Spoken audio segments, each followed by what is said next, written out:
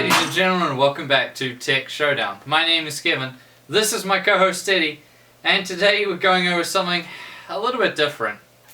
It's going to be the Razer Firefly USB Mousepad. So this was quite interesting. When I was at Playtech, who's my main supporter of the channel by the way, so definitely go check them out, playtech.co.nz. They decided to give this to me and was like, yeah, go do a review of it if you want and see what you think, and I just kind of went along with it, and here we are. Speaking of Playtech, by the way, if you're wondering why I haven't done any Skylake stuff on Tech Showdown, it's because I've been doing it over on Playtech TV. So click Teddy actually. So click Teddy and that'll take you over to one of the Skylake videos I've just put up today actually. Just a bit of an overview about Skylake CPUs, the 6600K and 6700K and all the new stuff that comes with Skylake. Now let's get on with this then, the Razer Firefly. So let's start off first then with the dimensions, alright. So it's 14 inch by 10 inch, yes, using inches this time. For all the Americans out there, because I always use the metric system. Cable-wise, it comes with a long, I think this is a 6-foot braided USB cable, so yeah, that's great. It's going to reach wherever you need it to go, wherever you have your rig. The surface, okay, so this is kind of like the main thing, because you know, you're going to want to know how this, what this is like to actually use. So this is probably the slipperiest mousepad I have ever used in my entire life. It actually feels like your mouse is on ice. Now, that is both good and bad, depending on the user. So it's bad for me because I'm a high DPI or CPI user. My mice are generally around 3,500.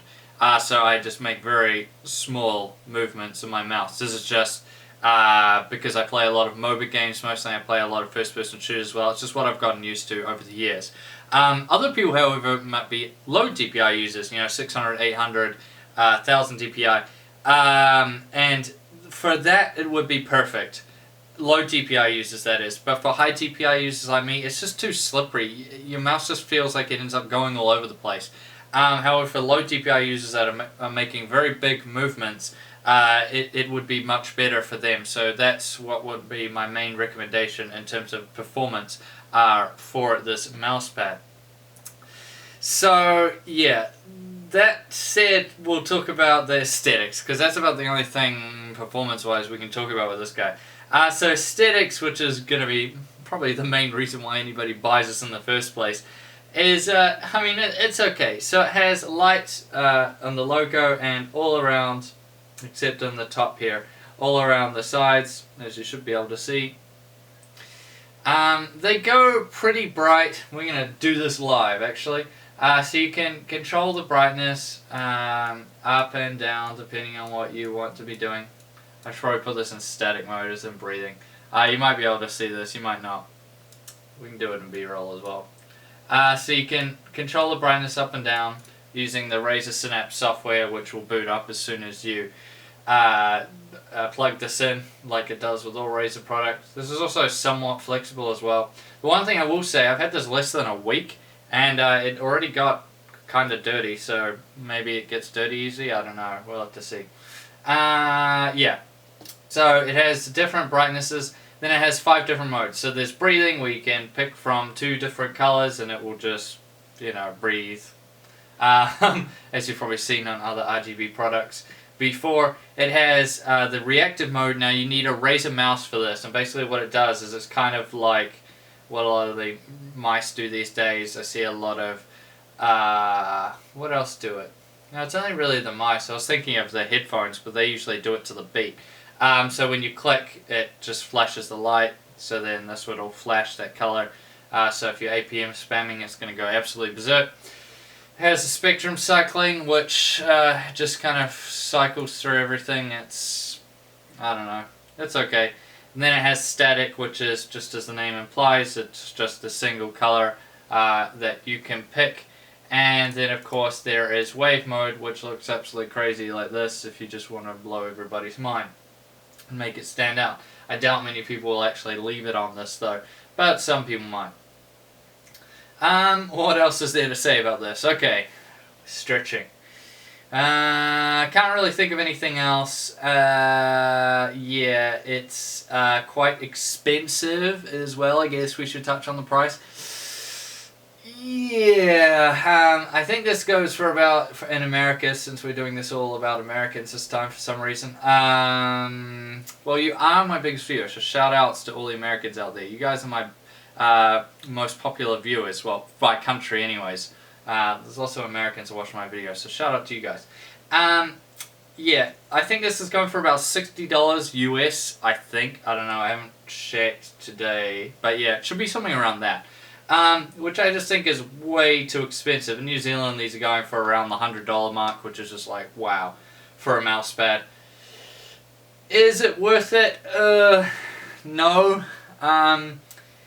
Why would you get it then? Well, if you just want something, you know, if you've already got all these peripherals that are RGB and you just want something else that's RGB to add to your setup, then sure, go for it. Is this good for, like, compared to other mouse pads in terms of, you know, how it tracks and everything? Not for high DPI users, as I said, but yeah. And overall, I just think this is... Oh, it has this nice rubber back as well. Non-slip rubber back. We touch on that. Overall, I just think this is kind of overpriced. I wouldn't call it a gimmick, but it kind of is. Because it's such... You know, the lighting does look quite impressive in low light conditions.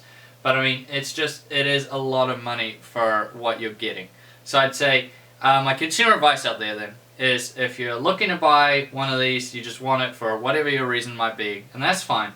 Probably wait a little while till they come down in price, or wait for them to go on special, because I think at the current price, it's not really very good value for money. But maybe if it came down by, say, $20 US, or say $30 or $40 New Zealand, then I would say it would be still not good value for money, but it wouldn't be as bad value for money, I'll put it that way.